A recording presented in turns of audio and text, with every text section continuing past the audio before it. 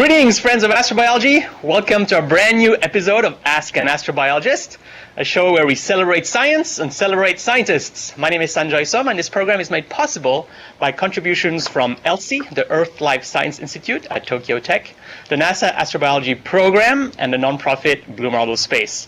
If you have any questions for our speaker, our guest today, make sure you use the hashtag AskAstrobio on Twitter or use the SegaNet chat room on seganet.org. So we're very excited to have our guest today, Dr. Darlene Lim, who's an amazing astrobiologist who works at the intersection of science, technology, and operations. So it's a new venue for us. And but before we start, it is time for your monthly background quiz. So Mike, if you can put up the background from last month. Give you a second or two to do that, and it was, of course, the giant red spot on Jupiter, which is a huge hurricane, and our thoughts go to those of you who are going through Hurricane Harvey. But on Jupiter, this hurricane is about 10,000 miles wide, so 16,000 kilometers wide. That's wider than Earth, so just a gigantic storm on this gigantically beautiful planet. So with that, Darlene, thank you so much for taking the time to speak with us today. I know you're very busy. And but like we like to do in this show is go back the wheels of turn back the wheels of time. And could you give us a feeling of how the scientist Darlene came to be? Wow. Well, first of all, thank you so much for having me on the show. It really is a pleasure. And so little Darlene spent a lot of time outside. My parents came over as immigrants to North America, actually specifically Canada, where I grew up, from Singapore. And the first thing they wanted to make sure they do, or the thing they wanted to prioritize, is that we really embrace this new country. And of course, just getting outside and being part of the environment as much as possible in all the seasons was very impactful to me. And so, as a mom, I try and continue to do that with my kids, and I hope that, that makes an impression as well. But the other kind of flip side of being an immigrant's kid is that you're kind of left by yourself a lot because they got to work, right? They got to make ends meet. And so I also ended up watching TV, not really doing what I was supposed to do all the time. But the good thing about the TV is that there were Jacques Cousteau specials on, and those were very impactful. Yeah, I mean, it made a big difference. I couldn't believe that this dude could go do this job where he got to explore the unknown and then, have this additional benefit in his life of being able to share that out with so many different people. So all of those two influences as a child, I think, made a big difference to me. And so I knew I wanted to be part of the natural environment. I wanted to explore. There was no specific job like that my high school counselor could come up with. So there were other things that I got, into along the way, but eventually made my way down to Ames here, and have had the joy of doing what I do for, about a decade now. That's fantastic. I was a big fan of Jacques Cousteau myself. But before you came to Ames, you went through school, presumably. I was wondering if you could tell us a little bit of that path and the how did you choose? No astrobiologist path is linear, right? So I'm sure you went through sideways to get there. Give us a sense of that. Okay, so actually, if I go back even further, before I got to college, the thing that I really got fascinated with, I was fascinated with the sciences. I had some really great science teachers. The other thing is I loved ballet. So it was one of those things that I think I was really fixated on. And the irony is, even though that kind of, dissipated in terms of its priority in my life, what ended up happening is all of those experiences of being on stage and having to be part of rehearsals and memorizing things, it has an impact on it has lasted, because now I have to get out and give so many talks. And so it sort of familiarized me with the element of actually presentation. And so I'm saying this just to go back in time, because I think sometimes we forget that the journey is really important, and it sort of takes you to a certain point in time and connect the dots, of course, when you look back. But every experience, whether large or small, I think ends up staying with you in some way. And scholastically, I actually first enrolled in commerce because, again, you don't really get the advice necessarily when you're in high school, where somebody can say, oh, maybe now, because astrobiology has become so more mainstream than it was before, and these sort of integrated sciences. But I think there are only so many traditional paths that were offered up, and they were terribly traditional when I was younger. So I ended up in commerce and then took biology as an elective, and found that I actually loved that the most. And so then switched and went into biology. And over the course of college, I took a variety of different classes, in genetics, microbiology, etymology, like all sorts of things. But the class that I loved the most, I think I loved it so much for two reasons. Is because the professor, John Small, who's at Queen's University in Canada still, is so charismatic, and he made everything so palatable, so interesting. And he was just so passionate about what he was doing. And so you couldn't help but kind of be affected by that. And then the other element is that he's a specialist in limnology and paleolimnology, which is the study of freshwater systems and the history of freshwater systems.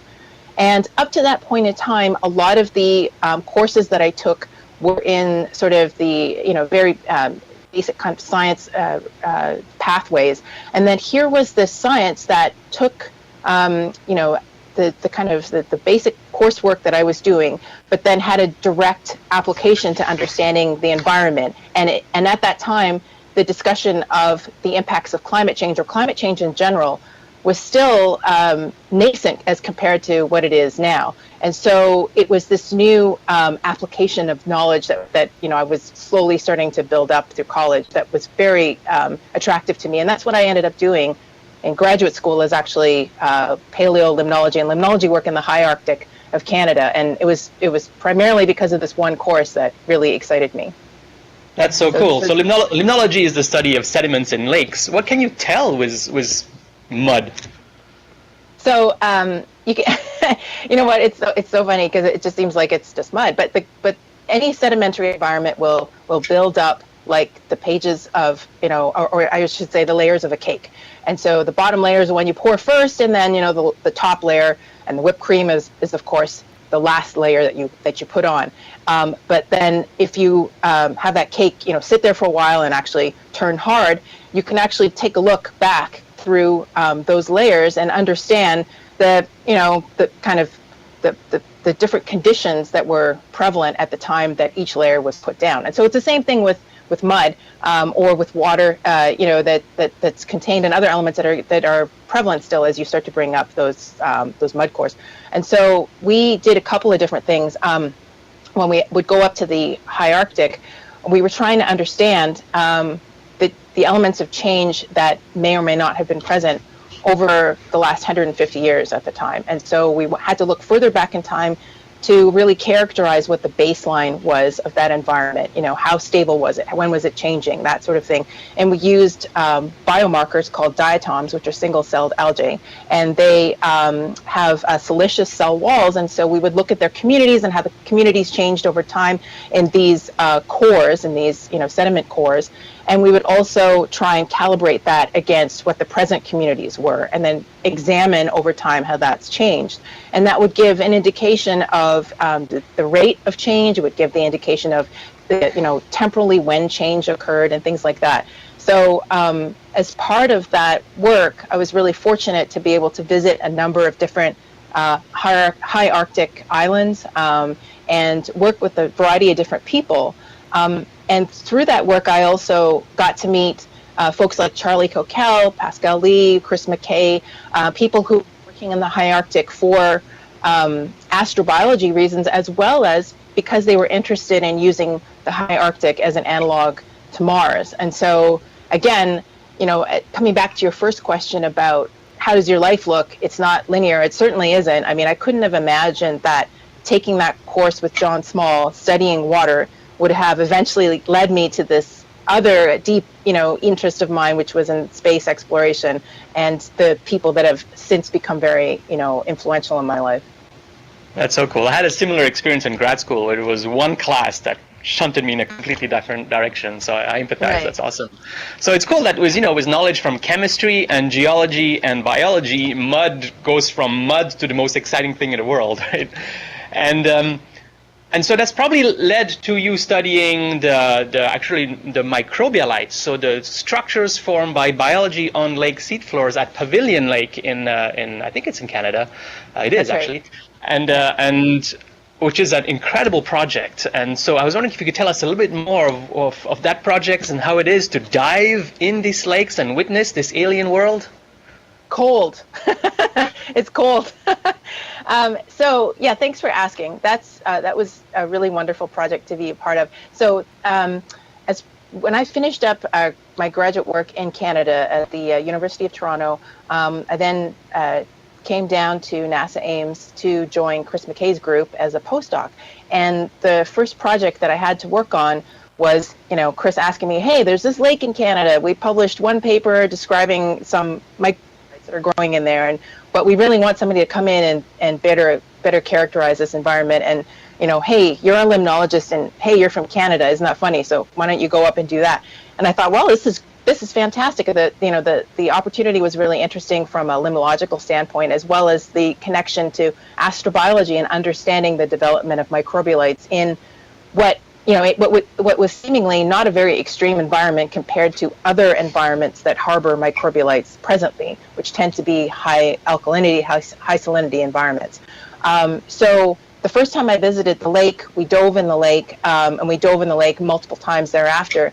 It's always very cold. As soon as you hit the thermocline within, at about 30 feet or so, the temperature starts to drop rapidly until you get to about 4 degrees Celsius around, I think, about 75 feet or so.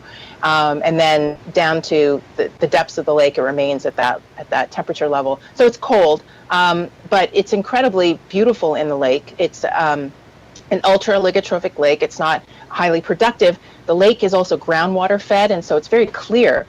So the visibility is actually unlike other lakes that I've dove in, where you have a lot of productivity. Your vision is, occluded by the fact that there's just so much matter that's in, whether it's zooplankton or plankton or just sediment that's been suspended in the lake. It sometimes can be very difficult to dive in these inland systems, but not in Pavilion Lake. So aside from the fact that the microbialites themselves were very diverse in terms of their morphology, their shape, their size, and this was pretty unusual to find that sort of diversity in one site. And so we wanted to really explore that. So that was number one. We wanted to understand the influence of light on these shapes and that we were seeing in the lake. But we also wanted to get a better handle as to what the direct kind of physical influences were on their development, and whether or not there were water sources that the microbialites were associating themselves with, which was one hypothesis, or if, in fact, they were more diverse throughout the lake and more widespread. And the lake dropped down to just over 210 feet, so it's fairly deep. It's not super deep by world standards, but deep enough that you couldn't dive to that level with just kind of a standard certification. Scuba. Yeah, exactly. And the other thing about the lake is that it was 6 kilometers long and about 1 kilometer wide. So it's a lot of lake to explore.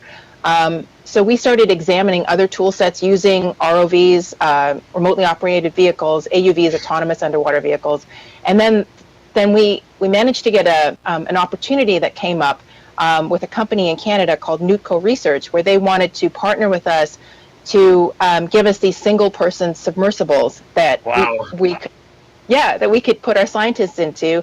They could be the pilot in command. They could do the mapping. They could do the exploring and basically interact with the environment safely at the deepest points and anywhere in the lake.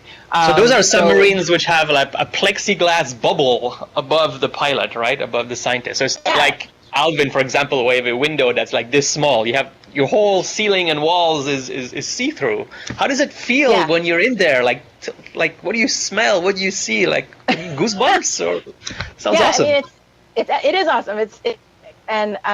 I guess so. Let me tell you a bit about the philosophy of Phil Newton, who built these submersibles, who was the owner and founder and operator of Nutco. So he wanted to bring the oceans to the masses. And so his idea was to create a system whereby you could quickly learn how to operate it. You could you could safely operate it without too much training, and you would also have, exactly as you honed in on, a very large, a really large field of view, so that you could truly interact with your environment. And so he took a business class airline seat, like an old one, not some of these really sexy, big, giant ones that recline the whole way, but like an old one, but still pretty big. Stuck it in his workshop and then built this structure around it. And so it's pretty compact. When you get in, you can't really see, you know, the ends of your legs because you're just sort of jammed into this small space. So it's certainly not for people that have issues with confinement. But once you're in and you sort of, you know, get yourself comfortable, when the bubble does go up and over your head, you do have a real sense of, I guess, immersion in your environment. And we've piloted those subs from anywhere from a couple hours to over 6 hours at a time. And when you are operating at those depths of 200 feet in 4 degrees C temperature, the internal temperature of the submersible ends up kind of equilibrating with the outside. So it gets very cold inside. But it's amazing because upon first thought of actually being in this space for 6 hours, most of us were like, whoa, you know, that's going to be a long time. But you end up being so focused on the task at hand. There's so much going on that you're managing, whether it's piloting through the lake or talking with the people that you're connected with on the surface, monitoring your life support, trying to actually make your scientific observations, that the 6 hours goes by very quickly. And you know, you get hungry, and so you end up having snacks, and you just create this little ecosystem around you, and it actually ends up being very manageable to be in there for that time. In fact, even way more fun. Sounds like a fantastic way to spend a work day, right? It's incredible. I'd rather be there for 6 hours than driving from San Francisco to LA, like for sure, down the I-5. So I want to switch gears a little bit because so you are an analog researcher, so you go to planetary analogs to do work, but in addition to just doing science, you're very interested in the human aspect of it, because once humans will go to explore Mars, it'll not be just about the science, but how do we coordinate between scientists and with rovers and robots. So planetary exploration is going to be just a lot more complicated than doing science like we do on Earth, and that's something you're actively researching on. In fact, you're a PI of a project called BASALT, and because this is a NASA-funded project, it's obviously an acronym that I had to write down to remember. It's the Biologic Analog Science Associated with Lava Terrain, so which sounds really fascinating. I was wondering if you could tell us a little bit what an analog environment is, why it's important to study, and how did you go from just being a scientist to more interested in the operations of science? Well, thanks for asking. So the way I define an analog is that it's a place on Earth that offers us some sort of physical or operational approximation of a planetary destination. And so in some cases, there are analogs such as NEMO that work underwater, and is ideal as an analog for, say, operating in space, or in some cases they'll actually weight themselves so that they mimic the different ergonomics, that you would experience on the moon. And so they can play with all that underwater. So that's sort of an operational analog. There are scientific analogs where you're focused specifically on, for example, habitability and the life in extreme environments. And then there are other analogs that really bring those two aspects together. And you have to select a site very carefully, as well as a team very carefully, that will allow you to really integrate those two core components. So through my experiences with the Hot Mars project when I was a graduate student, and then building up the Pavilion Lake Research Project, as you mentioned, I got really interested in science operations, the actual how of enabling science when you do have human and robotic elements working together, or side by side, or in advance of each other, or however it may be. But something that that you said actually kind of struck me a little earlier on, in that the science, as you said, the science will happen, but then what happens when you actually bring humans into that environment? Well, in fact, what may happen is that we may plan for human missions in the absence of actually integrating science into that mission planning from the get-go. And so that's my kind of keep me up at night fear, is that that'll happen and that science will become an afterthought, because frankly, sending humans into any extreme environment, whether it's the Antarctic, underwater, back to the moon, onwards to Mars, there's so many inherent dangers that, I get it. The priority has to be on keeping them alive and safe and all of the stuff that goes with that.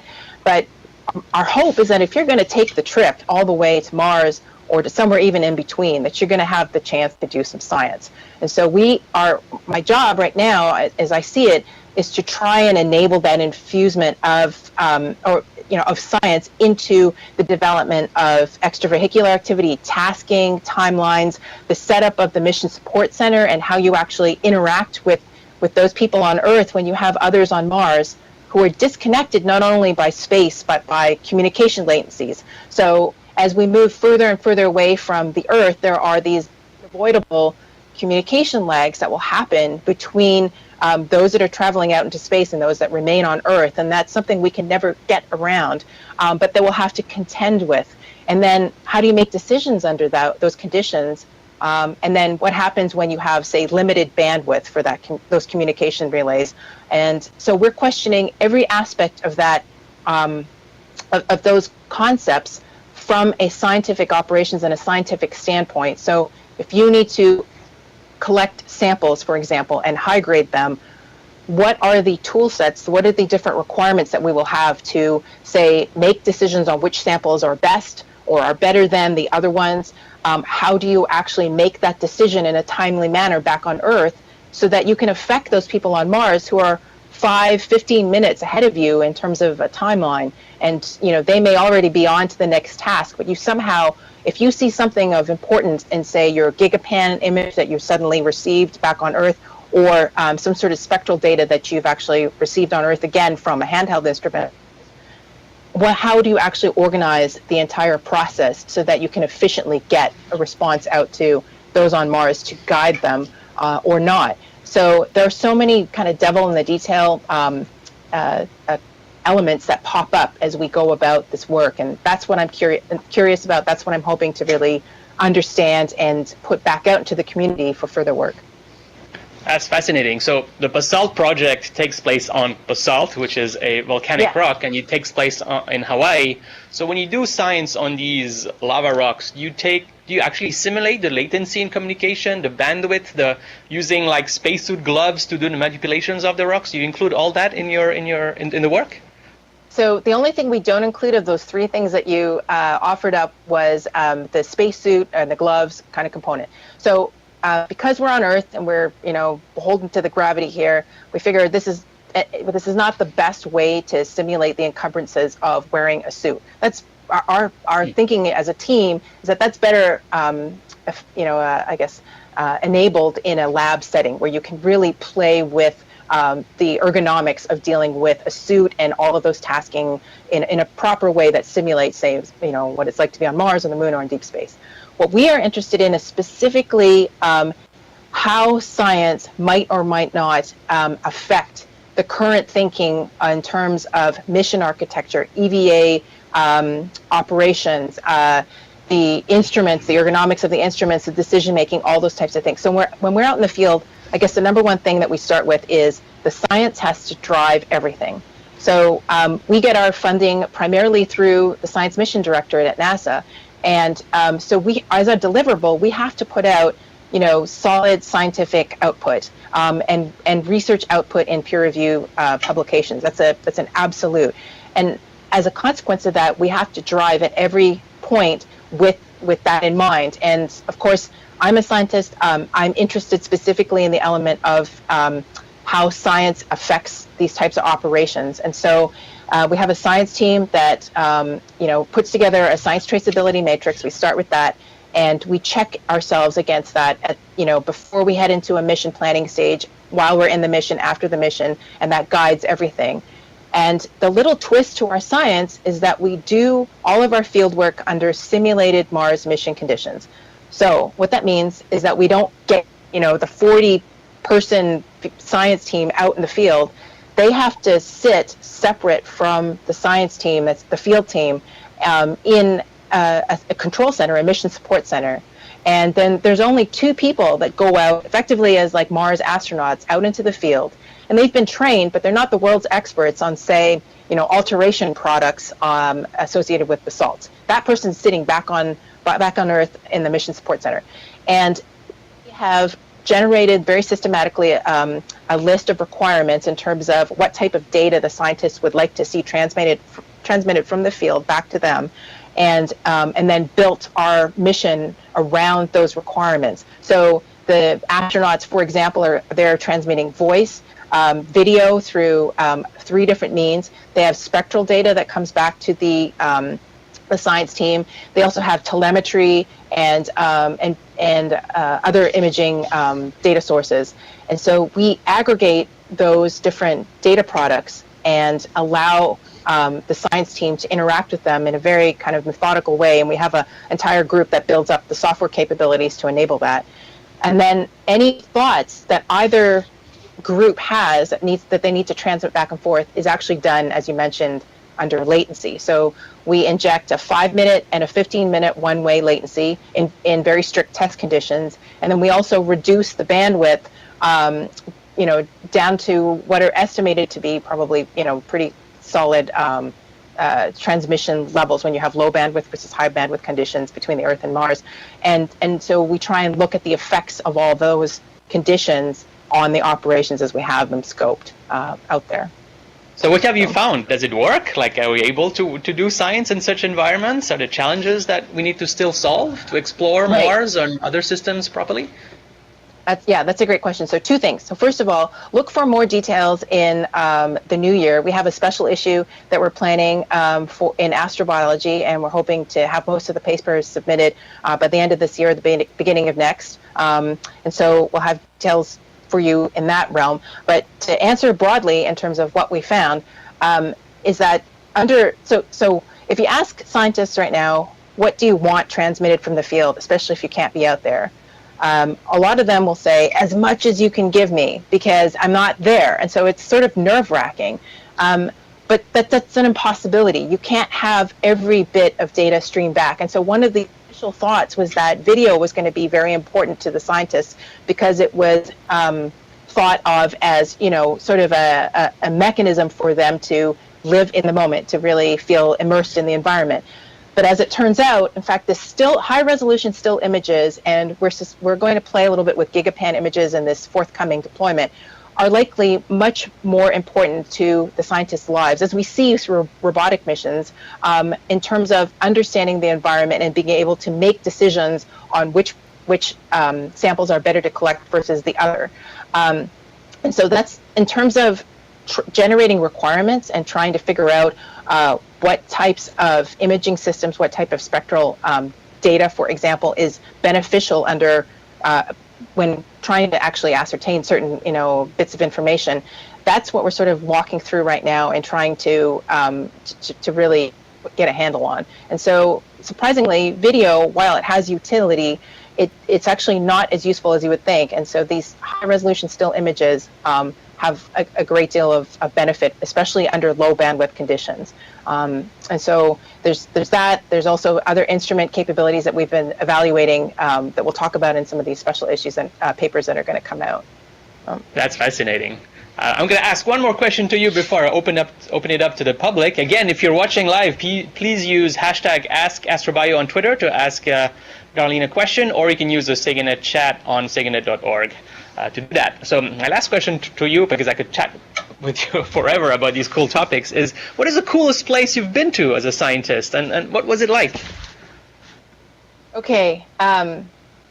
So I know it's super cliche, but I'm going to have to pick the Antarctic. You've been to Antarctica? That's so cool. Yeah, I have been. I've been, really fortunate to see a number of places. I mean, that question, for me, it's kind of like picking a favorite child. Like if you can't, because everywhere has its beauty, and the challenges that come with being immersed in these different environments as well is very deeply affecting. But I can tell you that the Antarctic is completely otherworldly and unlike anything I had been prepared to see. And I was very fortunate to go to the Antarctic. I think it was in 2001 with the United States Antarctic Training Program.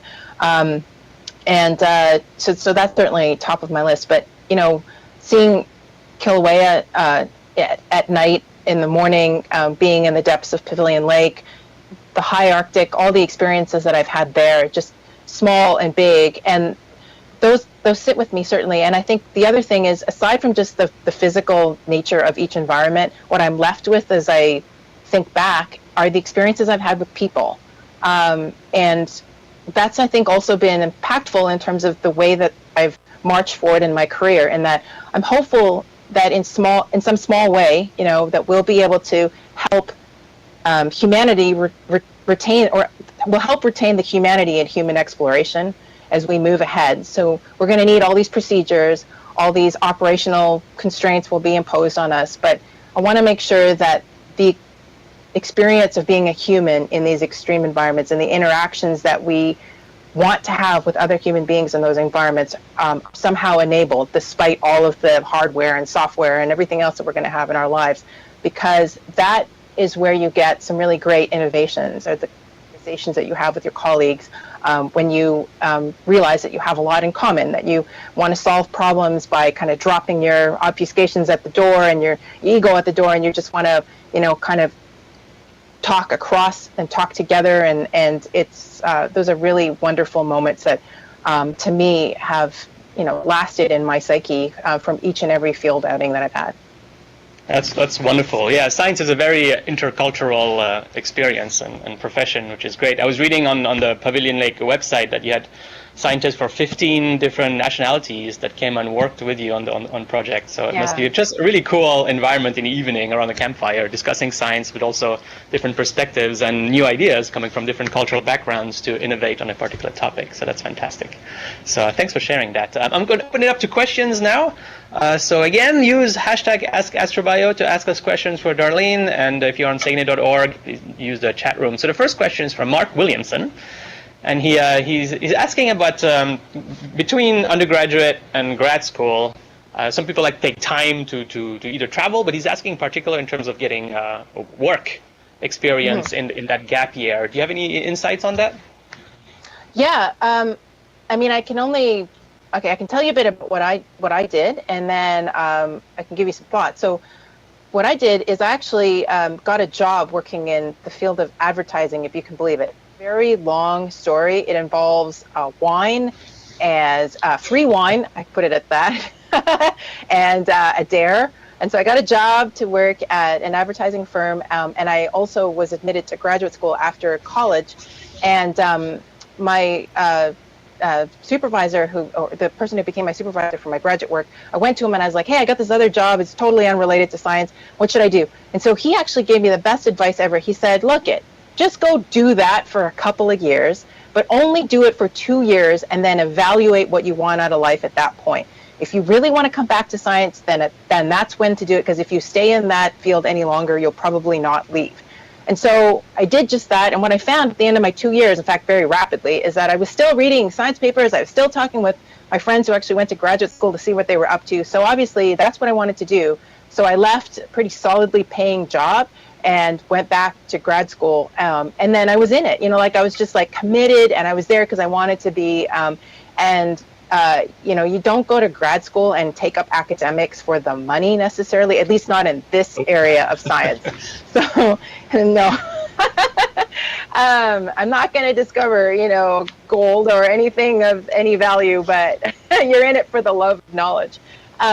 So that's just my little anecdote. But I think in this day and age, what's getting valued more and more is the ability to, it's good to know a topic very well, but I think it's also important to be able to know a variety of different topics so that a person can eventually integrate ideas and identify where there is a new and innovative pathway to solving a problem, because you're going to need people that can actually look across disciplines as well as integrate and aggregate those disciplines in a manner that solves problems from a variety of different perspectives. And so I think getting knowledge from working and experiencing or volunteering outside of your sort of comfort area, if you will, is always valuable. And you'll also discover, I think, maybe, what you don't like to do, which is always a good thing to find out to help you figure out what you do want to do.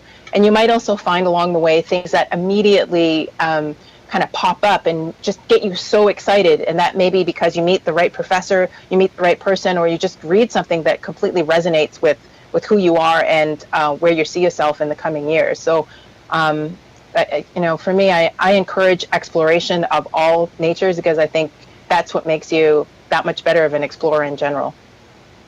Cool, thanks for that. Yeah, Mark, to add to that, I would also, just email people and see if they have opportunities. You just never know. If you're at the right time at the right place, they might have an opportunity for you. But yeah, 1 year is a short. Yeah.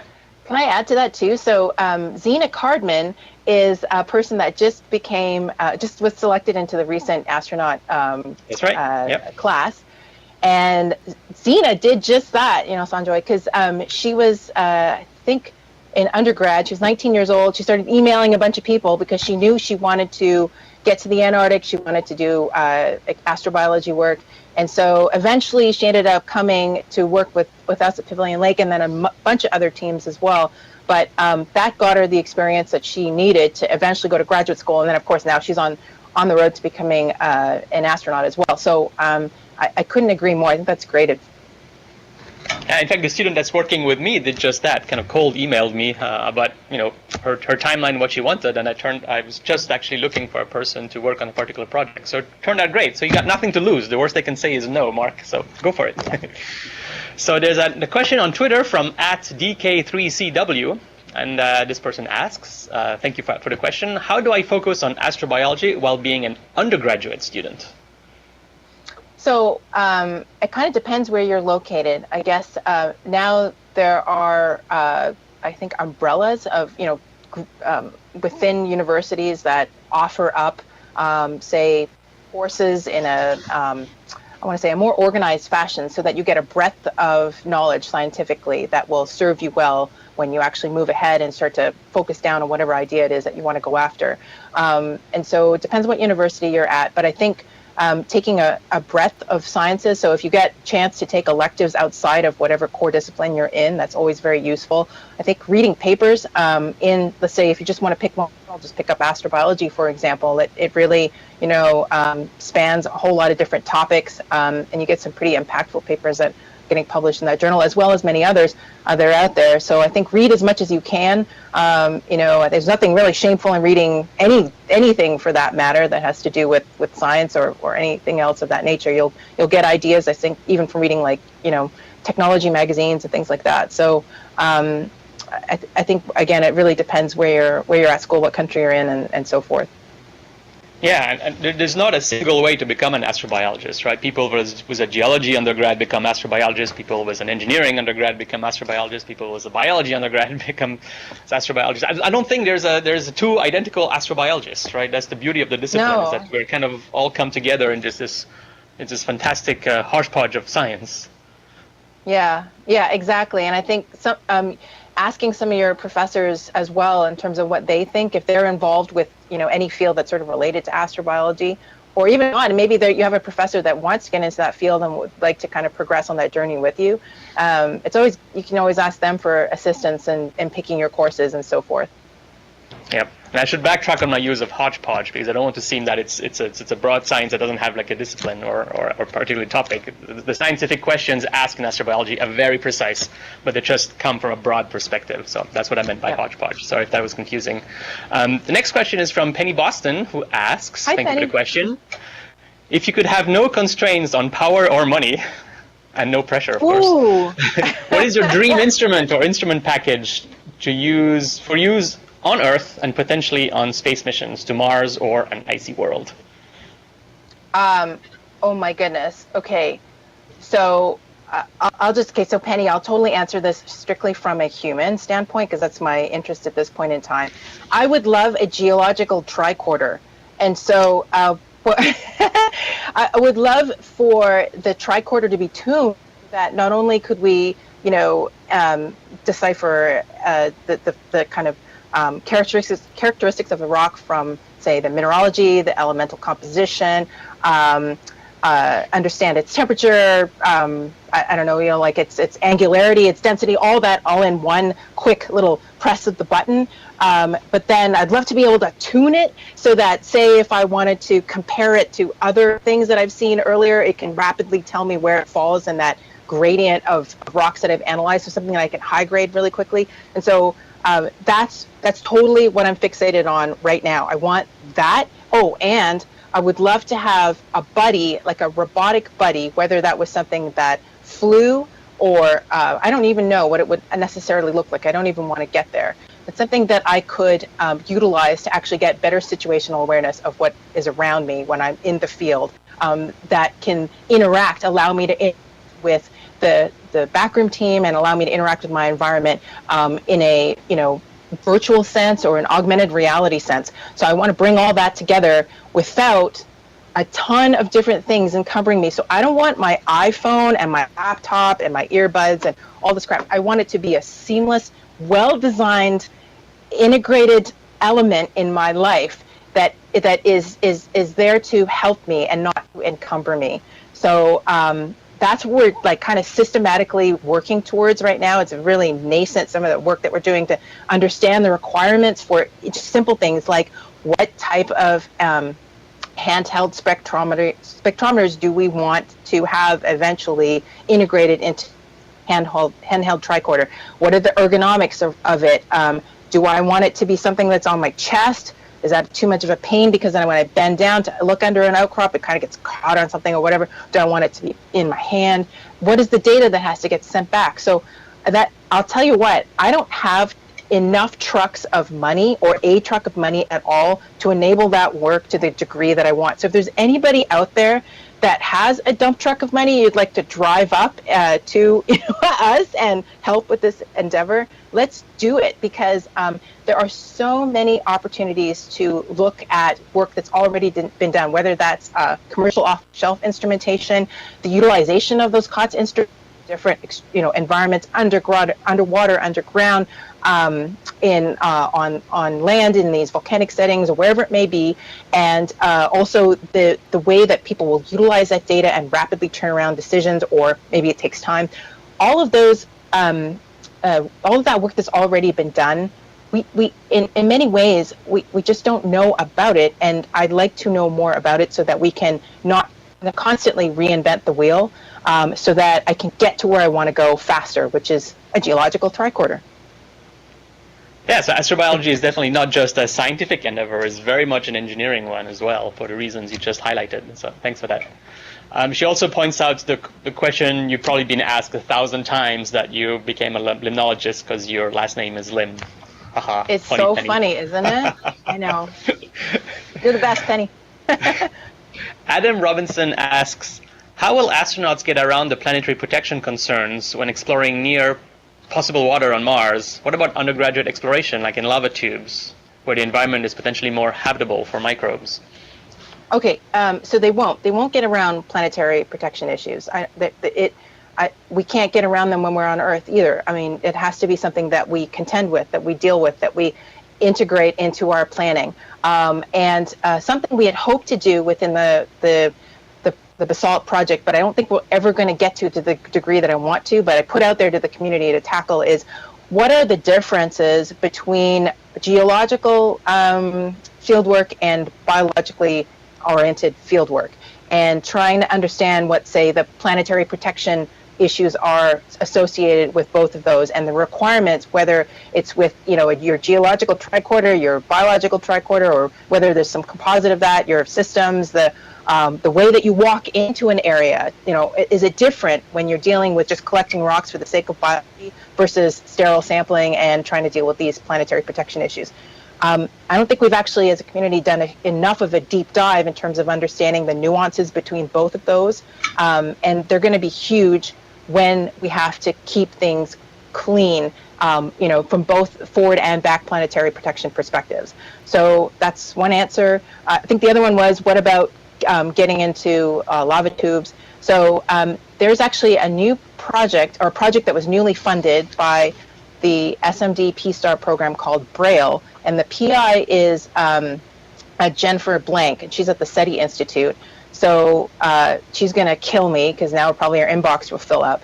But I would say go and talk to Jen, because her project, Braille, is actually to understand, her science is actually looking at the microbiology of some lava tubes and I think a couple of different analog settings. And the operations element that she's bringing into this project is to use rover systems to actually map out and characterize this environment in service of the science that she's interested in doing, which is understanding habitability of these lava tube environments. And of course, Penny Boston has done an incredible amount of groundbreaking work on that in that field as well. And so I'd say, go bug Penny too. But there's lots of, I think, opportunity as, coming back to what you said, Sanjoy, earlier, which is just put your fingers to the keyboard and start emailing people and see what comes back at you in terms of opportunity. Cool. Thanks for that. Next question is from Rohan Shiradonkar, who asks, where do you see the field of astrobiology in 10 years? Oh, so exciting. Okay. Wow, there's so many different ways I could answer this. I hope it's grown. I hope that there are a lot of people that have been able to make a living out of it, which is actually not a simple thing to envision at this point in time because funding is limited, and yet we still get more and more people interested in the field of astrobiology and PhDs. In terms of the science, I'm hoping that it will. I think the realms of ocean worlds will probably become a huge focus for astrobiology as we go forward. There's lots of incredible opportunity there in terms of understanding habitability within our solar system, as well as I think in terms of the world of analogs. Coming back to that, and what I'm familiar with as well is that we can use our own Earth's oceans to potentially act as an analog to understanding other ocean systems in our solar system. And so I'd love to see a broader buildup of that intersection between the ocean sciences and the ocean world scientists. And I think that's getting enabled by people like Chris German and Kevin Hand and others in really trying to build up that momentum. So I can only give you my wishes in terms of where I hope this, we're heading to in that direction. Of course, there's Mars as well, and so much interest there in trying to understand where best to go to move beyond geological characterizations into directly understanding the possibility of biosignature preservation and so forth in terms of that planet as well. So I think the great thing is that the community of astrobiologists that we have is growing. I hope it continues to grow, and people are looking beyond the kind of traditional targets, and we have at our disposal now the opportunity to look at these aquatic environments directly on Earth and throughout our solar system. And I'm super stoked about where that's going to go. Yeah, me too. The next question is by Liv Bierman, who asks, thank you for the question, is it common to need and see physicists in your field? Yes, physicists rock. Absolutely. We use them in a limnological sense. So the physicists end up doing applied work for us. We have Nathan Bramall right now, for example, who is really it plays a very key role for us in basalt. He actually helps us to manage all of the instruments that we bring in, evaluate their capacity to actually help us with decision making. He helps us from a very technical standpoint, because of his physics background, understand the value of different spectral capabilities that we have. So that's just one of many different applications that we have for physicists. I work physicists as well in a number of aquatic environments where we're trying to understand our ability to map these environments using autonomous underwater vehicles. And so there's a lot of applied physics that comes into play in those circumstances as well. So I would say if you're an undergrad or even in graduate school, just go with what you love, but definitely read beyond the scope of what you're familiar with, and then you'll start to understand the application of your physics background for different fields. Physics is actually an awesome background to get in astrobiology, because you can go into geology, into biology, into instrument design. In fact, one of my very good friends, Dr. Sarah Walker, who's a physicist, is doing origin of life research at Arizona State. So very, very broad, very useful background to have for astrobiology.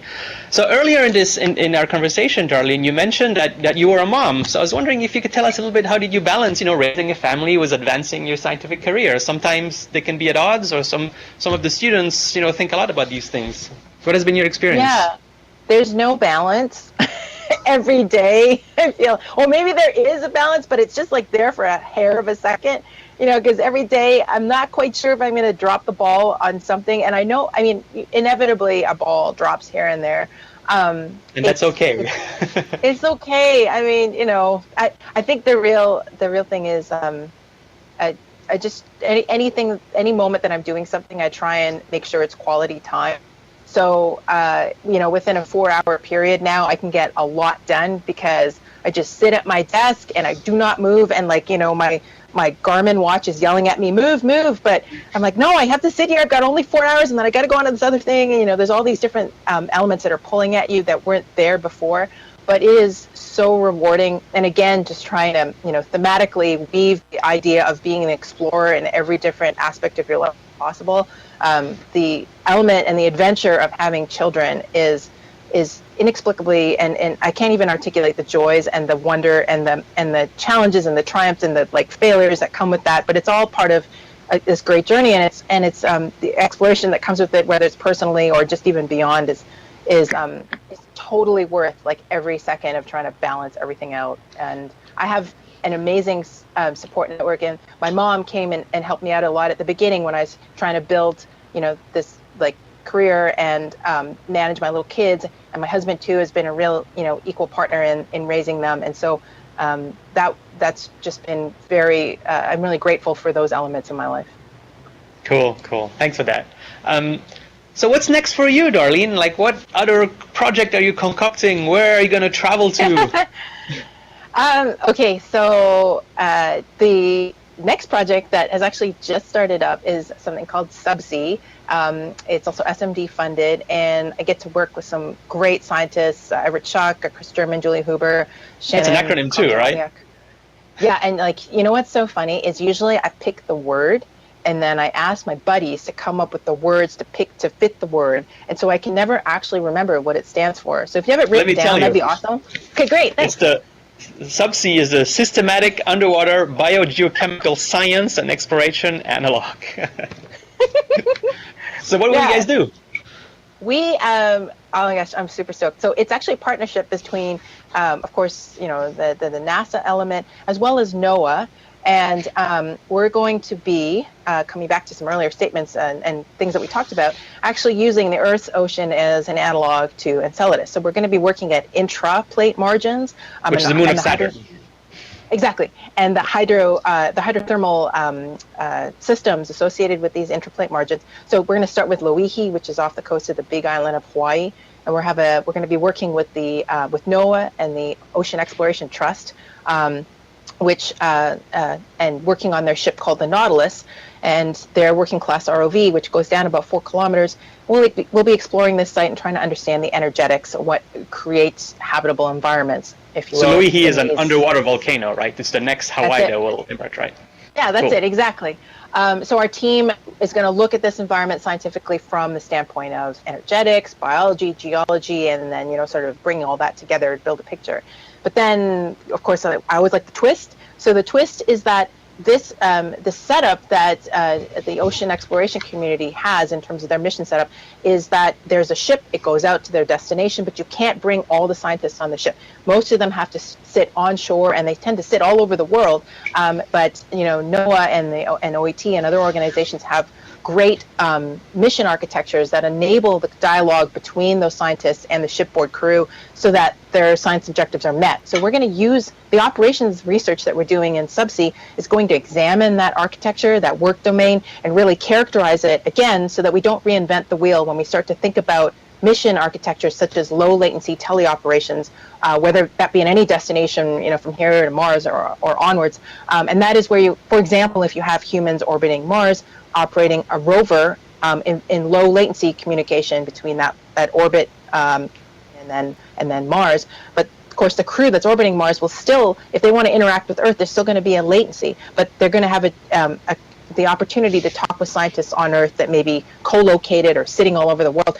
But that's really amazingly and very highly analogous to what the Nautilus has in terms of their doctors on call system, where they call up some specialized PhD in some area if they find some interesting squid or whatever, and formulate that discussion in a way which is going to impact the operations of the Nautilus. So there's a science operations end of things, there's a science end of things, and then there's a tech end of things where we're trying to look at the capabilities that we need software-wise to aggregate that information and put it out to the research community in a meaningful way so they can interact with the on the ship.